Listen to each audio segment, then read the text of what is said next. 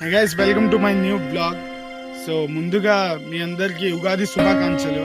ఈ టైంలో ఇంటికాడ అందరూ ఈరోజు పండుగ రోజు పచ్చళ్ళు, స్వీట్ కోన్ లాగా చపాతీ టైప్లో అవి చేస్తూ ఉంటారు. సో నేను ఎందుకు ఇంటికాడ లేనంటే నాకు పర్టికులర్గా ఫ్యామిలీ అనేది ఏం లేదు గైస్, నేను ఒక్కడనే. సో ఇంటికాడ ఉంటే పడుకొని ఉన్నా, బయట ఎందుకు తిరగడం అని. సో ఇంటికాడ ఉంటే చాలా మంది ఇలా వంటకాలు చేస్తూ ఉన్నారు. ఎందుకో ఫ్యామిలీ పండుగ చేసుకుంటుంటే ఒక్కడనే అని ఫీలింగ్ వచ్చేస్తుంది. అందుకే సో బాధ అనేది ప్రతి ఒక్కరి లైఫ్లో ఉంటుంది.